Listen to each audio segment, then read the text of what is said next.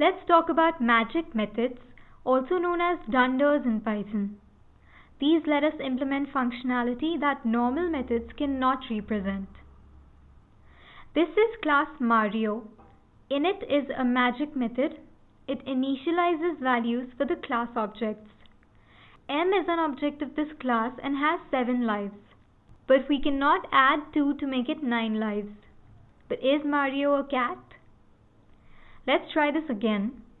This time we add a magic method that operates on the current object and a value and adds the value to the attribute of the current object. Again, M is Mario of 7. Now adding 2 to it makes it 9 lives. Here we implement two magic methods, add and radd, for addition and reverse or reflective addition. So A is a myClass object with age 1. We can add 2 to A with add, and we can add A to 2 with radd.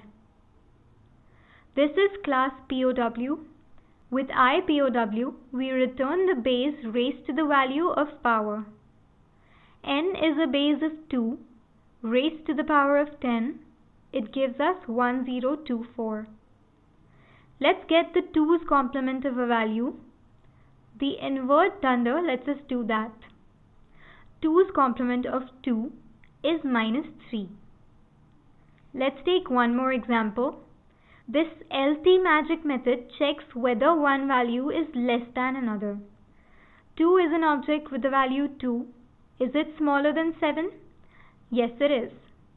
There are many more magic methods in Python, but you only learn by doing, so get your hands dirty and practice on.